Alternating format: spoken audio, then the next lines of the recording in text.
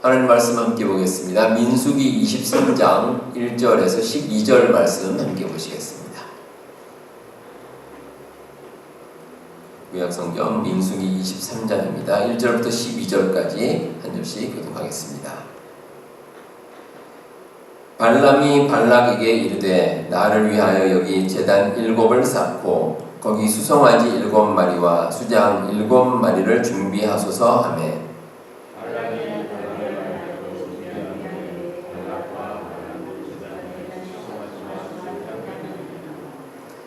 발람이 발락에게 이르되 당신의 번제물 곁에 서소서 나는 저리로 가리이다. 여호와께서 혹시 오셔서 나를 만나시리니 그가 내게 지시하시는 것은 다 당신에게 알리리이다 하고 언덕길로 가니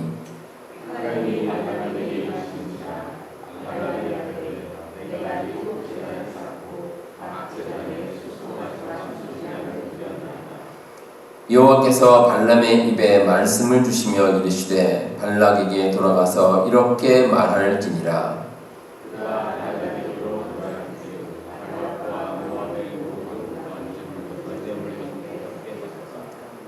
발람이 예언을 전하여 말하되 발락이 나를 아람에서 모압 왕이 동쪽 산에서 데려다가 이르기를 와서 나를 위하여 야곱을 저주하라. 와서 이스라엘을 꾸짖으라 하도다.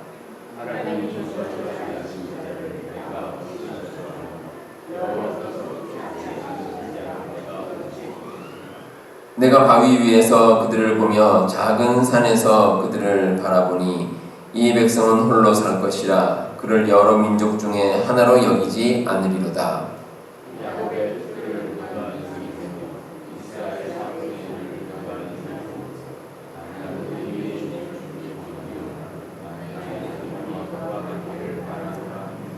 발락이 발람에게 이르되 그대가 어찌 내게 이같이 행하느냐. 나의 원수를 저주하라고 그대를 데려왔거늘 그대가 오히려 축복하였도다.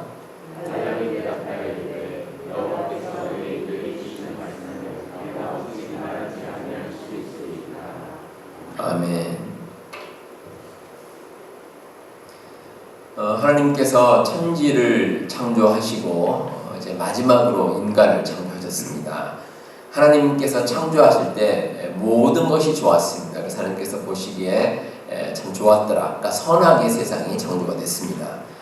그러나 첫사람인 이 아담과 하와가 하나님 앞에서 죄를 저질렀습니다. 하나님께서 먹지 말라고 하신 선악과를 먹게 되었습니다.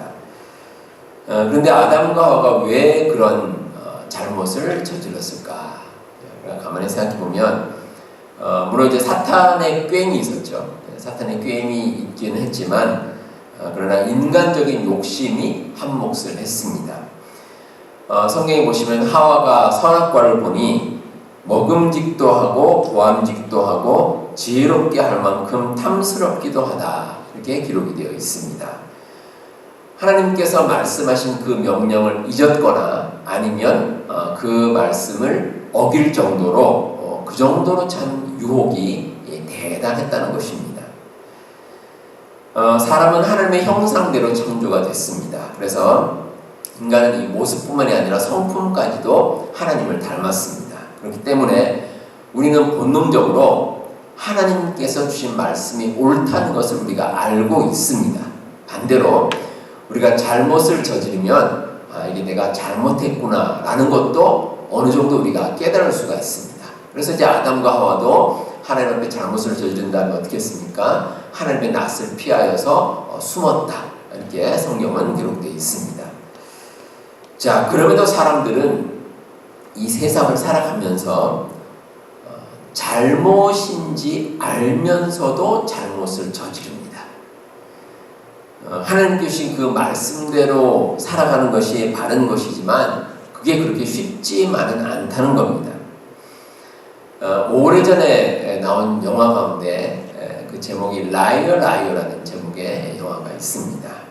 영화 제목 그대로 이 거짓말이 주제인 영화입니다. 그 영화에 보시면 그 주인공이 이제 대형 로펌에서 근무할 때 변호사입니다. 아주 그 소위 말하는 유능한 잘 나가는 변호사인데 거짓말을 아주 잘합니다. 그래서 법정에서도 거짓말을 잘하고 그래서 승소하는 일도 많고 그런데 이 거짓말이 습관이 되다 보니까 일상생활에서도 아주 거짓말이 입에 뱉습니다. 그래서 틈만 나면 다 거짓말을 하고 이제 살아갑니다. 근데 그 주인공에게 아들이 하나 있는데 이 아버지를 보니까 참 안타까운 겁니다. 그래서 하나님께 기도를 했습니다. 우리 아빠가 하루만이라도 제발 거짓말을 하지 않고 살게 해주세요. 이렇게 이제 기도를 했습니다. 그런데 그 기도가 응답이 돼서 이 사람이 거짓말을 하지 않게 됐는데 근데 하루뿐만 아니라 계속 거짓말을 못합니다. 입을 열어서 말만 하려고 거짓말만 하려고 그러면 진짜 자기 진심이 다 나오는 거죠. 그러다 보니까 이제 여러 가지 에피소드가 있었다 이런 그런 내용의 영화입니다. 오늘 말씀해 보시면 이 이스라엘을 저주하기로 작정을 했는데 오히려 축복을 하게 되는 한 사람이 나옵니다. 이 주술사인 발람이라는 사람입니다. 근데 이 배경이 이렇습니다. 이제 이스라엘 백성들이 가나안 땅으로 가는 길에 이 모압이라는 나라를 만납니다. 근데 모압의 왕 이름이 발락입니다. 이제 뭐 헷갈리시죠? 발락 있고 발람이 있는데 모압 왕은 발락입니다. 그리고 주술사는 발람인데 이 발락이 이제 주술사의 발람이 유명하다는 말을 듣고 부릅니다. 불러서 저기 있는 저 이스라엘 백성들에게 좀 저주를 해달라. 저 사람을 좀 저주해달라. 왜냐하면 이스라엘과 맞서기가 두렵기 때문에 일단 저들이 망하도록 저주 좀 해달라 이렇게 요청을 했습니다. 자, 그래서 이제 주술사 발람이 그 요청을 듣고 물론 이제 많은 재물도 받고 대접도 잘 받고 그래서 거기에 힘입어서 이제 저주를 하려고 작정을 했습니다. 그래서 저주할 준비를 하는데 하나님께서 거기에 개입을 하셨습니다. 그래서 하나님께서 이 발람에게 역사하셔서 이 발람이 자기 생각으로는 저주를 하려고 했는데 하나님께서 막으시는 겁니다. 아주 입술을 주장하셔서 저주의 말은 한마디도 못하게 하시고 그 반대로 이스라엘을 축복하는 말을 하게 이렇게 하나님께서 만드셨습니다. 우리가 어떤 말을 하고 어떤 행동을 할 때 무엇에 따라서 하느냐 이게 참 중요합니다. 특히 우리의 삶에 있어서 인생의 순간 가운데 어떤 선택의 순간이나 결단의 순간이 우리에게 있습니다. 자, 그 순간에 그리스도인들이 따라가야 할 바가 있습니다. 하나님의 말씀입니다. 하나님의 말씀. 그 말씀에 따라서 우리가 살면 우리의 삶에 형통함이 있습니다. 형통한 삶을 원한다면 오늘은 8번째 시간으로 하나님께서 주신 말씀대로라는 제목으로 함께 은혜를 나눠보도록 하겠습니다. 자, 먼저 하나님께서는 우리에게 정말 다양한 방법으로 하나님의 말씀을 주신다라는 것 여러분들 잊지 마시기 바랍니다. 하나님께서 우리에게 주시는 뜻이 있고 말씀이 있는데 그 통로가 상당히 다양합니다. 아주 다양하게 여러 가지 방법을 통해서 하나님께서 우리에게 말씀을 주십니다.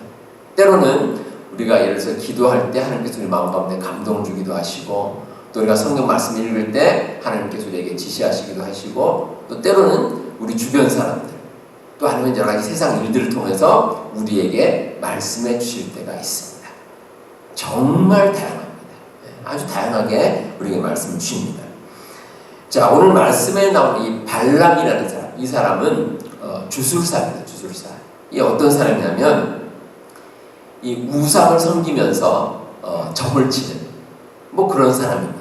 그런데 우리가 얼핏 생각하기에는 아니 뭐 이런 사람이 하나님의 뜻을 전하는가 이렇게 우리가 생각하기 쉽습니다.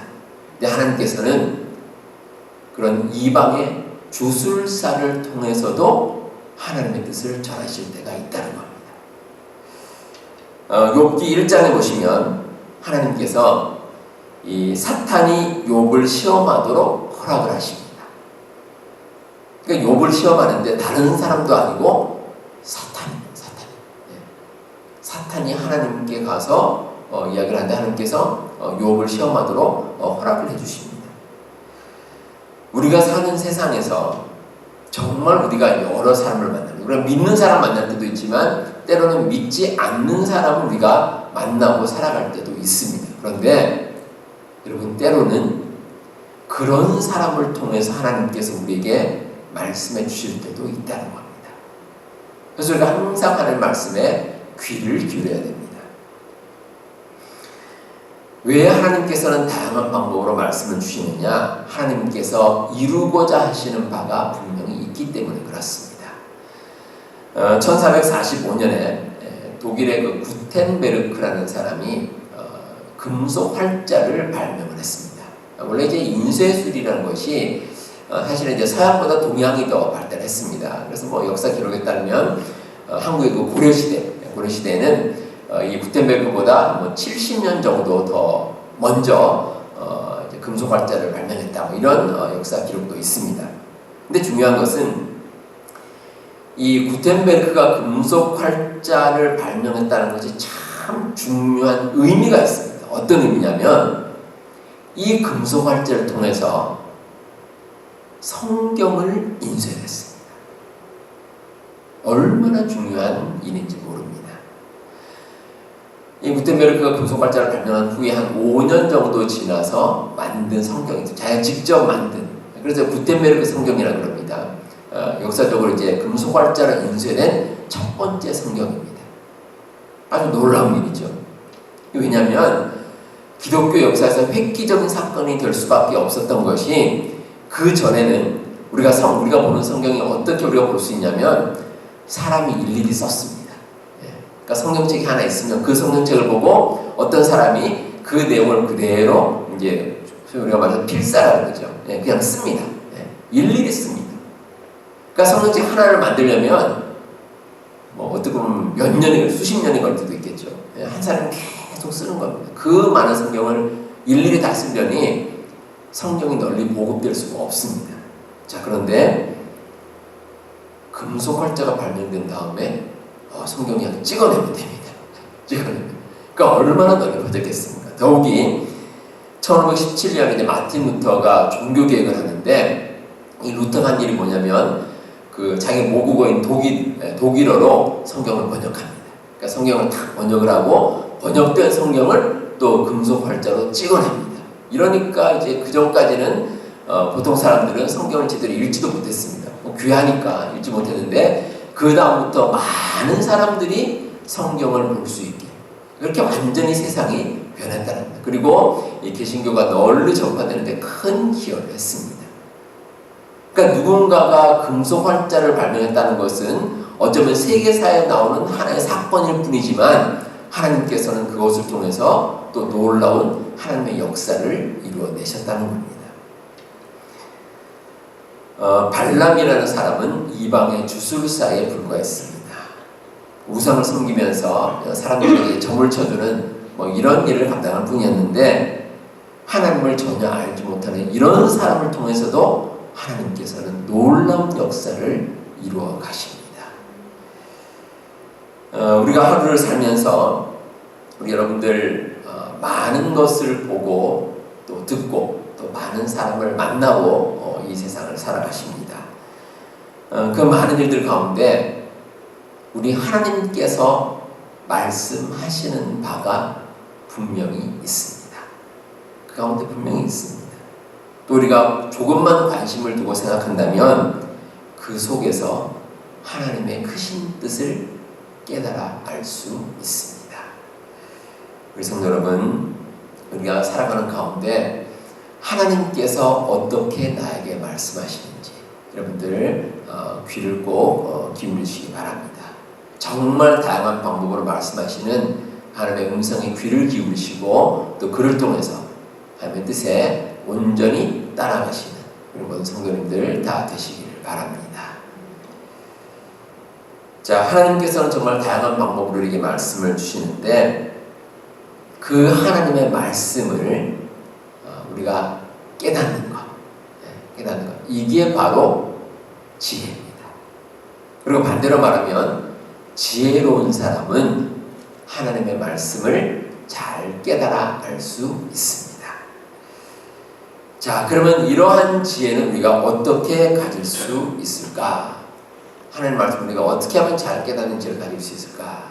자, 일단 중요한 것이 하나님께서 말씀을 주시면 있는 그대로 받아들이는 게 필요합니다.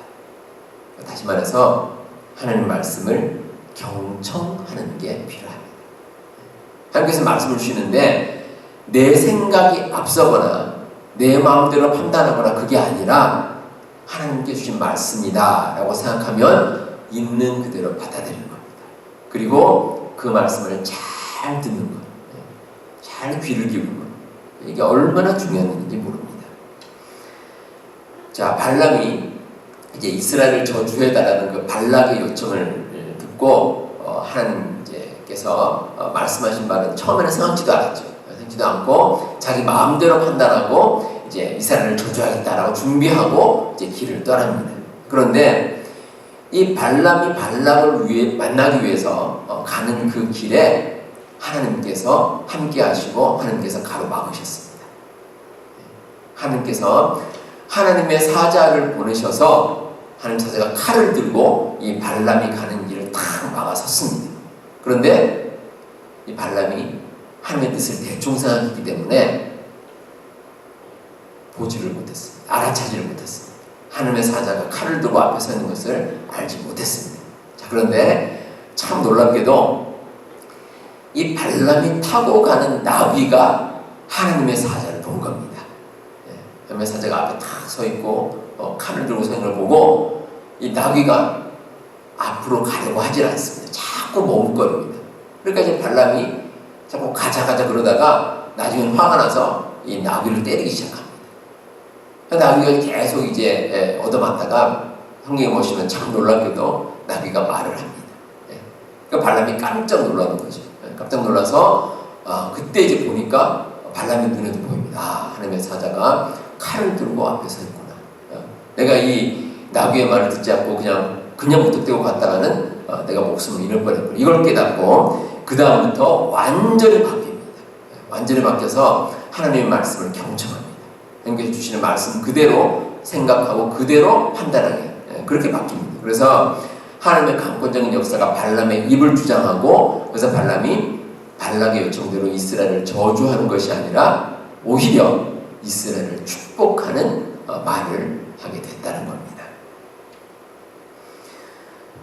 우리가 하나님의 말씀에 귀를 기울이고 경청을 하면 하나님께서 주시는 뜻을 깨달아 알 수 있습니다. 그래서 특별히 여러분들 그 성경 말씀 읽으실 때 성경 말씀을 아주 깊이 묵상하시는 것이 꼭 필요합니다.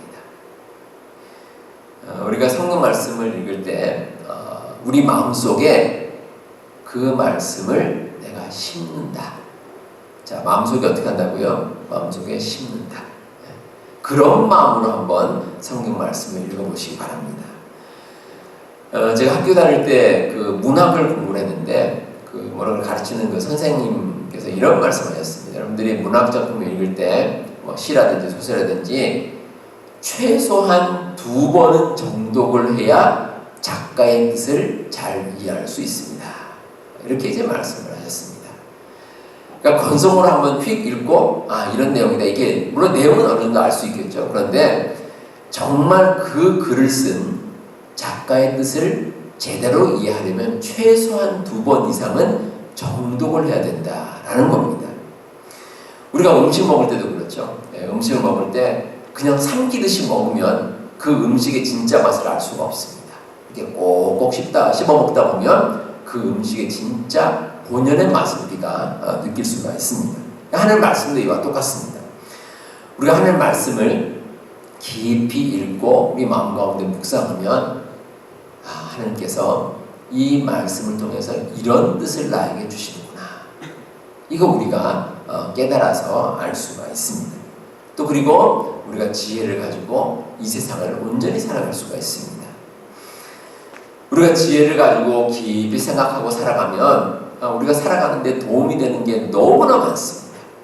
우리 여러분들 이 세상에 여러 가지 사건들 또 일들이 있는데 뭐 신문에서도 우리가 많이 볼 수 있죠. 방송에서도 보고 근데 우리가 어떻게 합니까? 그냥 스쳐 지나갑니다. 아, 세상에 이런 일이 있었구나, 이런 일이 있구나, 이런 일이 생겼구나 라고 스쳐 지나가는데, 그런데 그런 일들을 눈여겨보는 사람이 있습니다. 깊이 생각하는 사람. 그 지혜로운 사람입니다. 1903년에 이 헨리 포드라는 사람이 그 포드 자동차, 요즘도 있죠. 이 포드 자동차를 이제 만들었습니다. 이 회사를 만들었는데, 이 자동차 생산하는데 이제 변화가 생겨서 처음에는 어떻게 생산했냐면 한 대 한 대 조립을 했습니다. 근데 나중에 헨리 포드가 이 자동차 만드는 걸 이제 표준화하고 또 이제 분업화해서 엄청나게 발전했습니다. 그러니까 처음에는 자동차 한 대 만드는데 한 10시간 넘게 걸렸다고 합니다. 근데 나중에 한 10여 년 지난 다음에 어떻게 바뀌었냐면 자동차 한 대 만드는데 24초. 엄청나죠. 10시간이 24초로 바뀌었습니다. 자, 그러다 보니까 어떻습니까? 자동차가 미국에서 어마어마하게 많아졌습니다. 엄청나게 자동차 숫자가 많이 생산이 됐습니다. 대박이 났죠. 포드가 대박이 났습니다. 그런데 이 포드라는 사람보다 더 대박난 사람이 있습니다. 자, 자동차가 많이 생산되는 걸 보고 뭔가 깨달은 사람이 있습니다. 자, 여러분 한번 생각해 보시기 바랍니다. 자동차가 많아지면 뭐가 필요합니까? 뭐가 필요할까요? 기름이 필요하겠죠. 석유가 필요합니다. 그래서 이 록펠러라는 사람이 주유소를 차리기 시작합니다. 어마어마하게 많이 차립니다. 그러니까 미국 전역에 이 록펠러가 주유소를 여러 군데 다 만들기 시작하는데 나중에 어느 정도냐면 미국에 있는 주유소의 94%. 그러니까 10주유소 가운데 9개가 넘는 정도로 그 정도로 많은 주유소를 록펠러가 소유했다는 겁니다. 그러니까 뭐 어마어마하게 돈을 번 거죠. 그래서 심지어 이제 미국에서 그 공정거래법, 독점금지법이 이 록펠러라는 사람 때문에 나오게 됐다. 뭐 그런 말이 있을 정도로 그 정도로 엄청난 대박이 났습니다. 자, 여러분들이 하나님 말씀을 깨닫는 지혜가 있으면 하나님께서 나에게 뭐라고 말씀하시니 이 삶이 변화가 됩니다. 그리고 그를 통해서 삶이 달라집니다. 우리의 막혔던 눈이 떠지게 됩니다. 그러면 세상적으로나 영적으로나 우리 앞에 새로운 세계가 펼쳐집니다. 신세계입니다. 그런 세계가 펼쳐집니다. 여러분들, 하나님께서 주시는 지혜로 하나님의 뜻을 잘 깨달으시고 정말 형통한 삶을 살아가시는 우리 모든 성도님들 다 되시기를 바랍니다. 자, 세 번째로 우리가 하나님 말씀을 잘 깨달았으면 그 말씀에 순종하면 우리에게 형통한 길이 열립니다. 자, 이 발람이라는 주술사는 이스라엘 민족을 저주한다는 조건으로 이 모압 왕 발락에게 많은 걸 받았습니다. 재물도 많이 받았고 또 이런 극진한 대접도 받았습니다. 근데 발람은 발락과의 그 모든 관계를 넘어서서 이스라엘을 저주하는 것이 아니라 축복을 합니다. 오늘 말씀해 보시면 심지어는 이 발락이 옆에서 보고 있는데 이 발락의 면전에서 이스라엘을 축복합니다. 이거 참 쉬운 일이 아닙니다. 이미 이제 발락과 맺은 관계도 있고 또 뭐 재물도 많이 받았고 대접도 잘 받았고, 근데 이런 관계를 다 넘어서 그렇게 저주 대신에 축복을 하는 것이 참 쉽지가 않습니다. 그런데 발람은 그렇게 했습니다. 왜냐하면 하나님께서 말씀하셨기 때문에, 그 입술을 주장하셨기 때문에 그렇게 축복을 했다는 겁니다. 아마 이 발람이 이스라엘을 그 자리에서 저주를 했으면 더 좋은 대접을 받았겠죠. 그리고 더 많은 재물을 취할 수 있었을지도 모릅니다. 그런데 그렇게 하지 않았습니다. 하나님께서 말씀을 주시니까 그 말씀대로 그대로 순종을 하고 나간 겁니다. 하나님께서 말씀하신 것이 있다면 그 말씀에 순종하는 것이 우리의 삶에 꼭 필요합니다. 하나님과 함께하지 않으면 우리의 삶이 바른 길로 갈 수 없기 때문에 그렇습니다. 그래서 순종이 꼭 필요합니다. 그래야 우리가 이 세상을 사는 모든 것이 온전한 길로 갈 수 있습니다. 그랬던 길로 가는 것이 아니라 정말 바른 길로 이 세상을 살아갈 수 있습니다.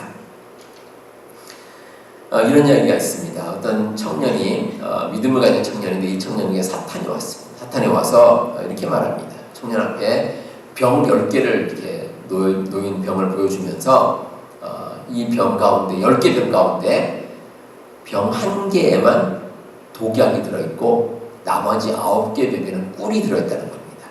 그리고 10개 중에 하나를 딱 선택해서 당신이 이걸 이제 먹었는데 마침 이제 꿀이었다. 그러면 많은 돈을 너에게 주겠다. 이렇게 이야기를 하는 겁니다. 그러니까 청년이 처음에는 싫다고 했습니다. 여러분도 마찬가지죠. 청년도 말이 똑같습니다. 아무리 돈이 좋지만 하나님께서 주신 생명인데 이 생명을 걸고 그렇게 할 수는 없다라고 사탄에게 얘기를 했습니다. 자, 그런데 사탄이 계속 욕을 하니까 청년이 그만 넘어가고 말았습니다. 그래서 이제 10개 가운데 그래도 확률이 높으니까 내가 그 꿀을 마실 수 있겠지 하고 하나 탁 골랐습니다. 그래서 마셨습니다. 마시고 보니까 꿀이었습니다. 그래서 청년이 이 사탄에게 많은 돈을 받았습니다. 그래서 이제 돈이 많으니까 훔쳐먹긴 썼겠죠. 그렇게 쓰다 보니까 돈이 다 떨어졌습니다. 그런데 또 사탄의 생각이 드는 겁니다. 그래서 사탄에 다시 이제 만나서 병이 이제 하나가 없어졌으니까 이제 9개가 남았죠. 9개가 남았는데 그래 이번에 마지막으로 한 번만 더 하자 해서 병을 탁 골랐습니다. 자, 마셨는데 역시 꿀이었습니다. 그래서 이제 청년이 또 돈을 많이 받고 또 그 돈 가지고 훔쳐먹게 썼습니다. 그래서 이렇게 이제 계속 7개, 6개, 5개 병이 계속 줄어들 때마다 계속해서 사탄과 이제 만나서 꿀을 계속 이제 마셨습니다. 자, 그리고 드디어 이 청년이 나중에 나이가 들어서 노인이 됐습니다. 노인이 됐는데 병이 딱 2개 남았습니다. 마지막으로 사탄을 만났습니다. 둘 중에 병 하나를 딱 골라서 마셨습니다. 뭘 마셨을까요? 꿀이었습니다. 이제 노인이 됐죠. 이 청년이 노인이 됐는데 이 노인에게 사탄이 이렇게 얘기를 했습니다. 처음부터 독이 든 병은 없었다. 독이 든 병은 하나도 없었습니다. 그런데 이 청년은 평생을 사탄에게 묶여서 살았습니다. 믿음을 가진 청년이었는데 이 유혹에 넘어가서 하나님 말씀대로 하나님 뜻하신 바대로 가지 않았기 때문에 그냥 사탄에게 끌려가는 그런 삶을 평생 살 수밖에 없었다는 겁니다. 우리가 살아가는 가운데 우리의 인생이 어떤 방향으로 나아갈 것인가 참 중요한 일이죠. 근데 그 가운데 우리가 형통한 길을 갈 수 있는 정말 중요한 핵심은 하나님께서 우리에게 주신 말씀 가운데 우리가 그 말씀 따라 온전하게 살아가느냐 여기에 달려 있습니다. 하나님께서 주신 그 뜻을 우리가 흔히 이제 계시라고 말합니다. 하나님께서 세상 만물을 통해 우리에게 하나님 뜻을 알려주실 때도 있고 때로는 성경 말씀을 통해 알려주실 때도 있습니다. 근데 어떻든지 우리가 하나님 말씀을 깨달았다면 그 말씀을 꼭 귀 기울여 들어야 하고 또 그 말씀에 따라 순종하며 이 세상을 살아가야 할 것입니다. 우리 성도 여러분, 여러분들의 삶 가운데 정말 형통한 길이 펼쳐지길 바랍니다.